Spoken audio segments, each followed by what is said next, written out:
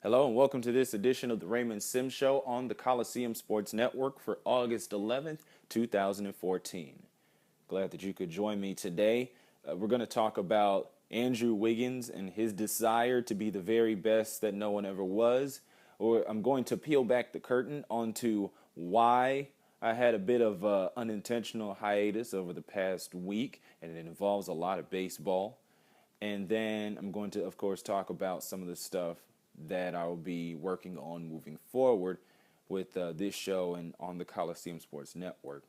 So first things first, we'll get into the NBA here. It's been pretty light on the news for the major sports, but of course, as training camp is coming for the NFL and college football, they're starting to get into their practices. It's going to be a whole onslaught of stuff going on towards the end of the month. So I'm kind of pretty happy with this, that I can sit back and really find stories, like really mine for some stories that I wanted to talk about. And one of them comes from the NBA involving the trade that never ends. That is the expected blockbuster deal between Kevin Love going from the Minnesota Timberwolves to the Cleveland Cavaliers in exchange for a number one pick Andrew Wiggins, number one pick Anthony Bennett, and a future draft pick who may end up, well, won't be number one because Cleveland's going to be really good. So that's been a big story, and kind of been the only big story that's been going for the NBA over the past month or so, because of course it started off with free agency and people were waiting for LeBron to make his decision. He chose Cleveland, and then the big name dominoes fell. And once that subsided, then there was talk about Cleveland bringing in Kevin Love and how that was going to work. For a while, the Cavaliers weren't going to deal away Andrew Wiggins, but then they realized the stakes here, and they decided that they would concede and be willing to give up Andrew Wiggins. So Cleveland and Minnesota, technically in a deal here, according to reports, it's kind of all but confirmed. The thing that's holding them back is that Andrew Wiggins, as a rookie, he had to sign a contract, and you cannot trade anybody until 30 minutes after that contract has been signed. 30 days after that contract has been signed. So the D-Day is August 23rd, and we'll see the deal, if it is as reports say, or if there's an additional piece or two, maybe another draft pick, some other throwaway person with the contract. But for the most part, come August 23rd, it'll be Love to Cleveland, Wiggins, Bennett, and a draft pick to Minnesota. So I want to talk about, well, I'll talk about the Minnesota side here first, and how interesting it could end up being in Minnesota, because you're going to have a lot of young guys. You're going to have Anthony Bennett, who you would expect to improve. He had a very rough first season in Cleveland, but you expect him to get better, as years go on. He's still young, so he'll be able to develop a little more. Andrew Wiggins, a little more NBA ready, but not 100% NBA ready, so he'll be able to develop. Zach LaVine is there. He got a lot of hype. I'm not big on him. I know he has mad hops. I'm sure scouts who did more of a job scouting him than I did see something in Zach LaVine, and we'll see how that is moving forward. But I think that's an interesting core to see what Minnesota is working with here. And I mean, Kevin Love didn't want to be there. I think ultimately, and he said it before at one point in time, he wanted to be with the winner, and Minnesota just isn't going to be that right out of the gate. And Flip Saunders understands that, so he's just going to go ahead and rebuild the Minnesota Timberwolves, because that's basically all they've been doing ever since Kevin Garnett left. But it might be fun times in Minneapolis to go check out a Timberwolves game in terms of the young spry players that are there, and what'll transpire with that. Maybe Ricky Rubio will really turn it around, and Nikola Pekovic, who I understand is still there. I haven't checked the Timberwolves roster. As far as I know, he's still there. So if he's still there, he'll be blocking and rebounding everything, getting all the boards. But the main core of what I wanted to talk about from the Minnesota side is about Andrew Wiggins. According to a report, I can't remember where it came from, my apologies for that. This newspaper talked with Bill Self, the head coach of the Kansas Jayhawks.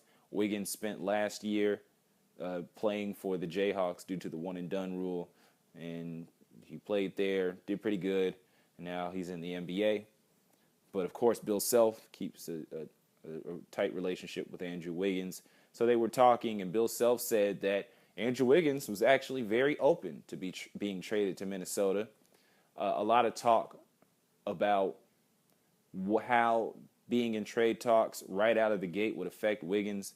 And it's a fair thing because different people react in different ways, different players and rookies, and depending on the age and level of maturity, they react to different situations in different ways.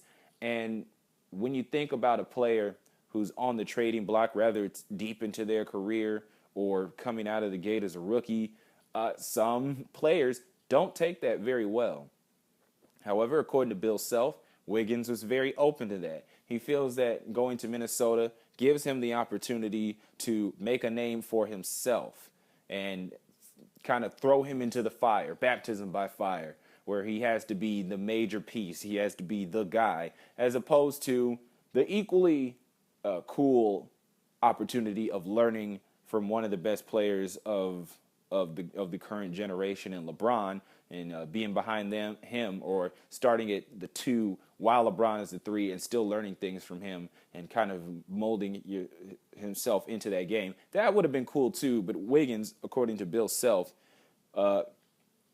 looking much more forward to making a name for himself in Minnesota. So my personal opinion is that that's wonderful. And really, there was no wrong answer to me for Wiggins. If he wanted to stay in Cleveland and learn from LeBron, there's nothing wrong with that. I think that's great. And I feel like somebody like Wiggins would definitely pick up on things very quickly. It'll kind of be like what we like to talk about with Kobe as far as Jordan. Like Kobe, even though he wasn't on the same team as Jordan, of course, Kobe, mirrored his game on Jordan. And now basically we have a player who has a lot of mannerisms in a game that's very much tied to Michael Jordan in terms of mannerisms and whatnot. The stats might tell a different story. But considering that Wiggins in this case would have been on the same team as LeBron, it would have been pretty funny to look down the line 10 years from now, and just like the Kobe Jordan video that I think came out recently, you see a Wiggins-James video where he has a lot of the mannerisms and a lot of the gameplay style of LeBron James. But he also has the opportunity to go to Minnesota, and he's pushing himself. He's motivated to go to Minnesota and be the guy there. And that's great. That self-starter, that self-motivating ability, that's something that you want in a rookie. Absolutely, 100%. And especially a very talented rookie that people are high on. So he already has talent coming in, but now he wants to go in and be the guy and develop that talent and help a team become a contender, and especially in a tough conference like the West. We all like to harp on that, how tough the West is. So the fact that Andrew Wiggins is willing to do that, I think speaks volumes for how his career may go moving forward, assuming health, of course. So on the Cleveland side, and I actually won't harp too much on this, but Cleveland's definitely going to be a problem. If you listen to my episode, it was actually the very first one, where I was talking about Eastern Conference free agency, and with the roster as it technically currently stands, Cleveland's definitely up there. If they're not the team in the East, they're second behind Chicago, and it's really just between Chicago and Cleveland. Getting Kevin Love for the haul that they're sending off, shipping up to Minneapolis, Cleveland just bumped up. They're number one. And as a Bulls fan, it's supposed to be hard for me to say that, but you have to take things as they are. Like, again, here in Chicago, we are very afraid about what could happen to Derrick Rose as far as his health, and especially with the unfortunate injury with Paul George. Um, now you get a little more concerned as we head into the Basketball World Cup. So, yep, here in Chicago, we're on pins and needles. But assuming health, as I will continue to do throughout the offseason until opening day, uh, Chicago's still very tight up there. So 1A, 2, there's nothing wrong with that. You know that the team, Chicago, and now veered off back into free agency talk here. Chicago's definitely going to play hard in the regular season. It's really just a matter of seeing how it adds up in the end. So back to Cleveland, you get 20 and 10 or 20 and 15 even out of Kevin Love, who can play a little bit of defense there, but he can stretch the floor, of course. And then you have LeBron James, and then you have Kyrie Irving running the point. You have a more cohesive, I'll say that, you have a more cohesive big three than what you had in Miami. Like, the Miami big three was very good. You had James, who's the best player in the game. You had Way as a two guard. It got a little iffy there towards the end because he couldn't, crash the lane like he usually did due to his injuries and coming up in age there, and all the other crashing earlier on, including during the first title run, catching up to him. And then you have Bosh, who could shoot threes, who could play defense pretty well, who could stretch the floor. It's like Love is like that. He's bumps up a level what Bosh could provide.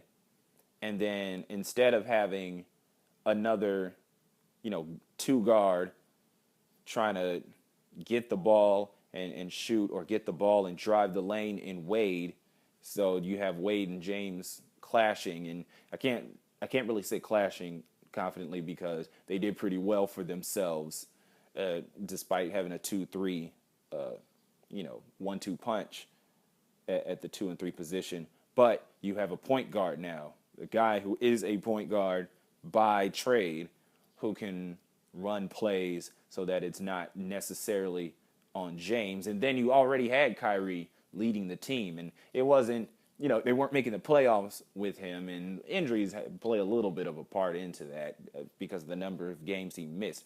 But he was a guy. He was the guy. He was in the situations at point guard. He knew what he needed to do. So the pressure's off of him. You have James that you can go to. James can go back to Irving, and they can interplay with each other in terms of who the onus is on certain plays. And then you have Kevin Love, who just is dominant in terms of scoring. So you have that big three. You have this big three seeming like a better version of the big three that James just left. So Cleveland's definitely number one in the Eastern Conference, in my opinion, because of this impending trade. And even if this trade somehow falls through, but according to reports, it's going to be a done deal just as soon as the limit on Wiggins' contract embargo passes. Even without it, there's still 1-2 there in the East. So it's the difference between being very good and being very, very good. And that's not even taking into account the role players like Waiters and Varejao and guys that they're trying to sign and add on that could just be a part of what could be a championship team and yet another dynasty moving forward. The Eastern Conference is going to be interesting to watch. It might be just as brutal to watch as last year, but it's going to be interesting to watch, and it's all because of this trade. But I will close. I'll put a bow on this topic by saying everybody won in this trade. If this goes through, Kevin Love to Cleveland, Andrew Wiggins to Minnesota. I think just from this very point where I'm talking and projecting forward, everybody won in this trade. And you don't get that very often with trades in Major League sports. So moving on, I want to get from real sports to fake sports. Now, as you know, if you were an ardent fan of the Raymond Sims show in all 2 of its episodes, and then this will be the 3rd one. You may have wondered, after me saying several times, whether I've talked to you in person or whether I've advertised it on my videos on Coliseum Sports Network, Mondays and Fridays, the Raymond Sims Show will be on. And you probably looked over the past Monday and past Friday, and you didn't see any Raymond Sims shows. And you're like, hey, what's going on? Instead, if you're looking at the YouTube channel, you probably saw a whole bunch of MLB 14 The Show videos, just one after the other being posted. And the reason for that is because I am still doing, it's still going on, the Coliseum Baseball Tournament, which is me taking 16 teams, just 16 random major league teams, and putting them together in a tournament, and double elimination and regional pools, and then the championship is going to be best of 5, and just seeing what happens, basically. And that has been taking up a lot of my time as I've been figuring out how to work live streaming and how to work just videos and how they post and how they archive. It's been a very interesting time for me over the past week and change ever since I started this tournament on July 23rd. So what I'm going to do here is kind of pull back the curtain into the process, kind of vent on some things of the stresses that is posting 2-hour-long videos of video game footage onto YouTube and kind of the stuff that entails. First off, let me say it's been very fun for me just doing this. It's a very good problem to have, to be inundated with baseball games that you have called. Now, I am at this juncture here on Monday, I'm actually several games back off schedule. It was supposed to be doubleheaders every day up until at least the 14th and possibly the 15th, if necessary, because that championship game between a winner's bracket team and a loser's bracket team, if the winner's bracket team loses, they need one more loss to be eliminated in that regional pool. So it's supposed to be doubleheaders all the way to no later than the 15th.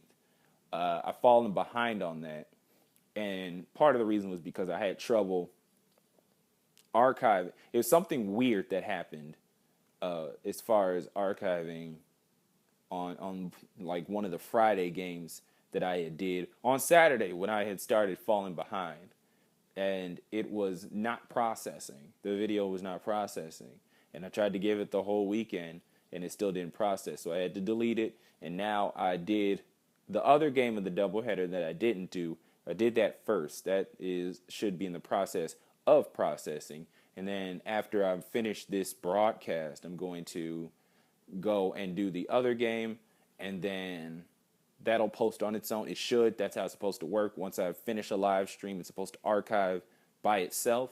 I'm going to do the other games that I've been missing, and then I'll have the 2 games for today I might have to also do on autopilot. With these games that I'm catching up on, it's too much for me to prepare and do lineups and study players at this juncture. So what I'm doing is that I cut the commentary that comes with the game back on, and so the game's pretty much running on autopilot without me seeing it. So that's probably going to be what happens up until the games that were scheduled for today, and then I'll be able to finish out the rest of the round continuing to do 2-a-days. That's the plan. So we'll see what happens. I'm still waiting for the other video to fully process because I want to make sure that whatever happened on Friday doesn't happen again.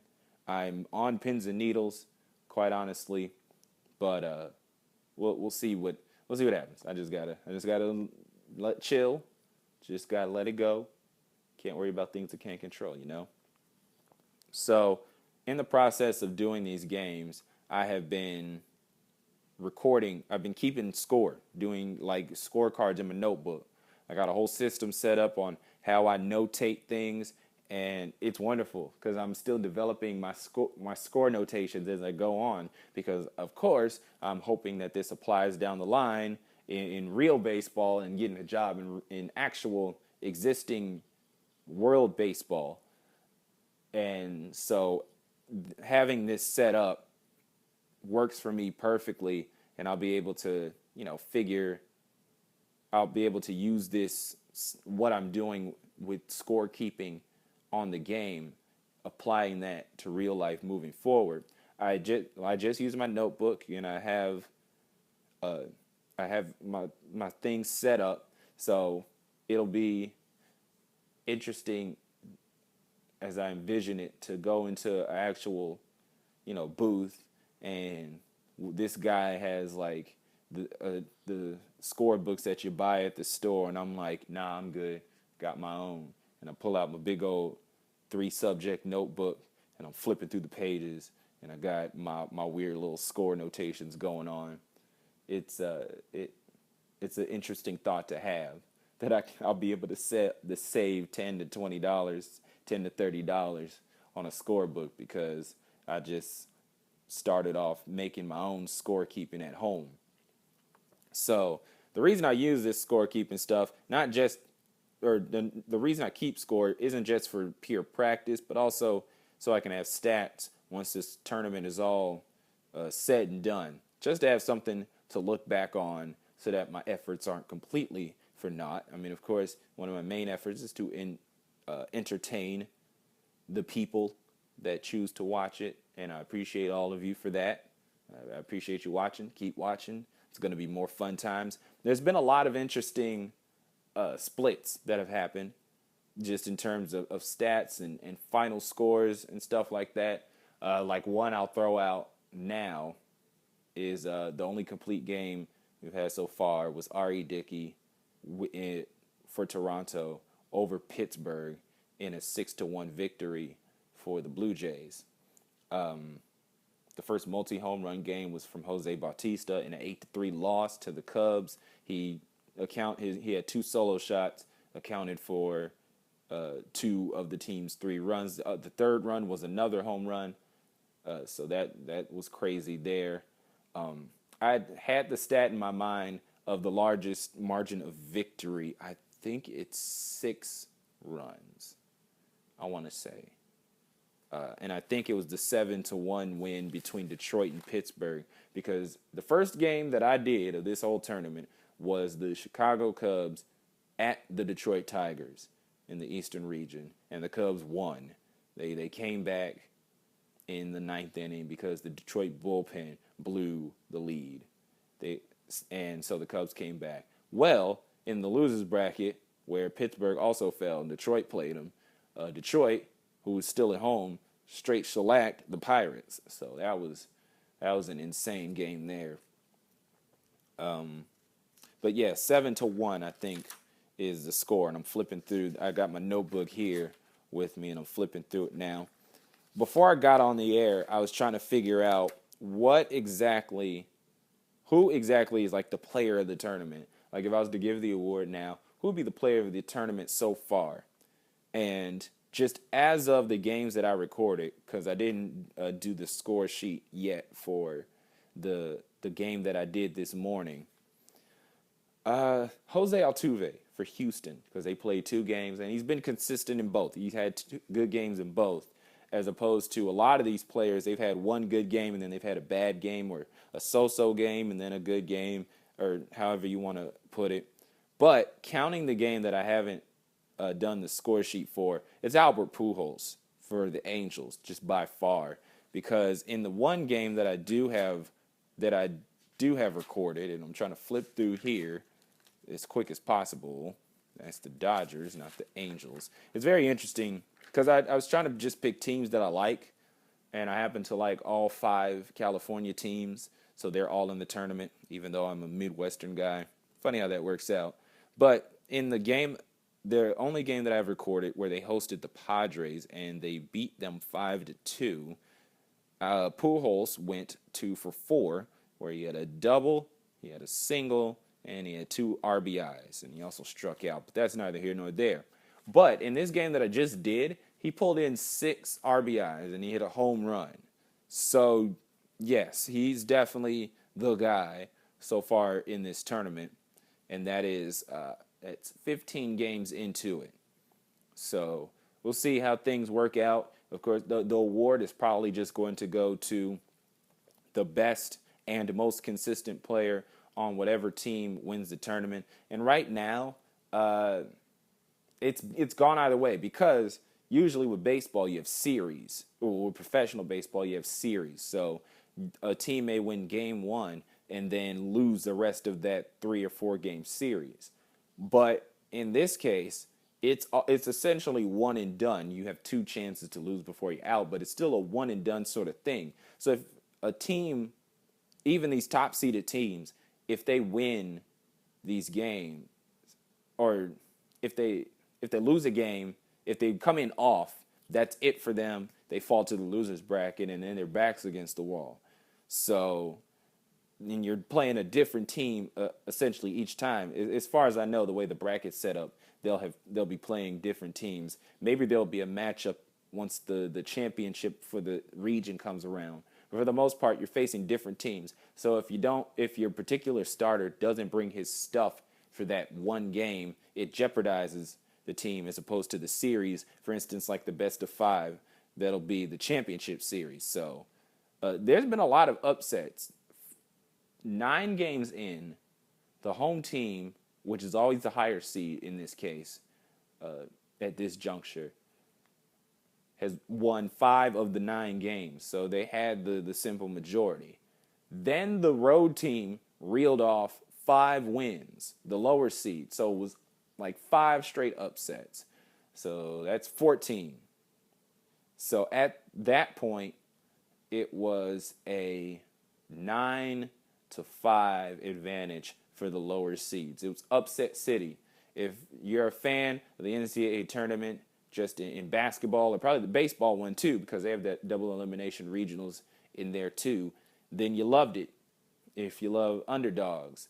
But this last game here that I just did, it was the Angels over the Twins. And it was an 8-6 final score, but only because it was 8-3 heading into the top of the 9th. And then Kevin Jepsen gave up a 3-run home run. He put a bunch of runners on base, and then the guy hit a 3-run home run. So it was 8-6. It was not as close as that. Thankfully, Houston Street came in after that, shut the door for them. So now it is 9-6 in favor of the road team, the lower seed. We'll see how that works out, because the other game of this doubleheader, which would close out round 2, so I'll be 16 games in total, is the Nationals and Brewers. And that's the game I did that didn't save. And the Nationals won that game 4-2. But it's gone, because what happens is that the game is captured through my Elgato game capture, which is just a beautiful thing. I love Elgato, and they have a wonderful product. I don't archive those live streams that I do, because it takes up too much space on my little old laptop. I don't want to stress it, because I'm already doing a bunch of games. It'll be up to 30 by the end of the week. So in total, so me having 32-hour games is just something I don't want to do to my laptop. I actually don't think it's possible to do that. So I just do the live streams, and it goes to YouTube, so it saves on there, and then it goes away on my computer. So when that Nationals Brewers game that I did Saturday morning went to YouTube and didn't process, that's it. It was stuck in limbo. So I had to put it out of its misery. I deleted it, and so I'm about to do it again upon the completion of this show. So let me see. Am I done nerding out about this? I don't think I'm done just yet. And that game was good too. The Nationals game that's gone. It's essentially the game that never was. So let's see. Ryan Braun hit a home run in the 4th, and that was it for Milwaukee. For the first 3 innings, they only got off 1 hit off of Jordan Zimmerman. And then as things eventually start to pick up there, they eventually brought another run home in the 9th to make it 4-2. But let me see if I can get this in order here. 1 run for the Nationals in the 1st, and then it was 2-0 after 3, and then it was 2-1. And then Scott Hairston came in the ninth in place of it was in place of Tyler Clippard at that point. Clippard came in and was setting up for Rafael Soriano. Hairston pretty much shut the door with a 2-run pinch hit home run, and it was funny because if you're familiar with MLB 14, the show, you have the default option is that the game looks like a broadcast. So they show graphics, like timely graphics about player stats and stuff. And one showed up that pointed out the fact that in 2013, because all of these are all the games I do are exhibition games, so they default back to the 2013 stats because they can't pipe in the 2014 stats, and there's no season to use and whatnot. It pointed out that he had 3 pinch hit home runs in 2013, and lo and behold, he had a pinch hit home run, a 2-run shot to pretty much essentially close the door. Soriano came in the ninth, gave up a run, but other than that, he got the save. That's gone. It's gone, and it's a shame.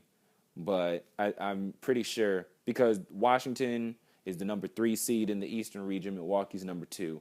I think it's going to be a good game anyways, just whatever happens and how that goes. But if Washington loses, that'll just be unfortunate because they won fair and square the first time. It's just, hey, technology turns your back on you sometimes.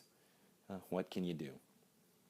So I think I'll stop now. I don't know if I'm done nerding out, if I could just keep pouring through here and just give you a whole bunch of stats. Haven't seen a grand slam yet. I'm sad about that.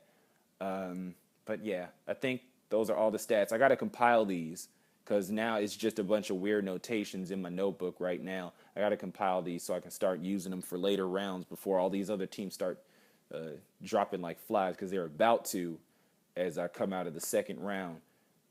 So it's good. It's fun as long as YouTube cooperates moving forward, and I'm gonna see if it's archiving my game properly. If it is, then I'm gonna keep moving. Happy times, more baseball for everybody as I try to catch up. And then if it doesn't, I don't know what I'm going to do, to be quite honest. So yes, that's a look behind the curtain at the baseball tournament. Moving forward, there will be a show on Friday. I'm gonna get back into posting things regularly. The baseball tournament it's becoming less stringent on my schedule, especially as I get into the later rounds and there's fewer teams to deal with. So I will be posting back on the website, simscoliseum.com. I'll be back at that. I got some exciting stuff. The Paramount League that I talked about in my first video that I posted for this rebrand, I talked about the Paramount League, and I'm moving into talking about what I'm doing moving forward with the channel, and with this channel, and then with the website. And what I said the Paramount League was going to be was me taking teams from Major League Baseball, taking 12 of them, putting them in an 82-game schedule, and seeing what would happen. And I realized how taxing that would have been, keeping stats every single day for something like that, for putting it on a video game, that is. And that would, I kind of miss out on the experience of actually playing MLB 14 the show, as I have been in the opening 2 rounds here. So, and then also when I was trying to figure out how to schedule the games that I do post, because I wasn't going to post every single game, but I was just going to simulate every single game, and then broadcast a couple that I would do on a live stream. I wanted people to be caught up on what was happening, that they could go back to a video and see what I was talking about, instead of me being like, in this game, they did this. And it's like, really? And you just, like, it's kind of like being left on the outside. I didn't want to do that with the Paramount League. I'm going to have to do that with United Basketball Clubs once that comes up in late October, early November, so on. But with baseball, I didn't want to do that. But what I'm going to do, all that to say, I'm bringing the Paramount League to my website, because I'm going to be using a card and dice game, a baseball game. And what I'm going to do is make up players and then have proxies for them using MLB players. And, those stats would go to my fake person. And I'll make something out of that. I'll do an 82 game schedule. I'm probably just going to do 6 teams, so I'm not pulling my hair out doing 6 games every single day. I'm just doing 3. So I'll do that, and then I'll have their playoffs and all that jazz. And that's just going to take as long as it takes. And that I'll be posting updates on that over on the site. And that'll be great. The other key thing that I'm going to do is, because of course Sims Coliseum is kind of devoted to fiction, sports fiction, but I also want to talk about the stuff I see. I want to blog about my ideals. I mean, I have a blog, I have a website, so I might as well use it to blog sometimes. And what I'm going to do is I'm going to call it His Eyes Were Watching Sports. That's going to be the name of the segment. The initials are HEWWS, so Hughes. So if I refer to Hughes, then I'm referring to His Eyes Were Watching Sports. The reference is to a Zora Neale Hurston play. I think it's a play. It might be a book or a poem, but it's by Zora Neale Hurston off of Their Eyes Were Watching God. You know, you can look it up. His Eyes Are Watching Sports will be me watching sports. Me trying to understand and get the story out of sports, maybe making observations about whatever sports that I'm watching. And it could be anything from watching college football Saturday or watching EPL games, which I'm going to. I'm going to try to get into soccer here. I didn't know that the English Premier League started this coming Saturday. So I'm gonna see what that's all about, because I can do that now because I'm at home now. You know, moving forward, as opposed to being at school where we didn't have NBC Sports Network, which blew my mind.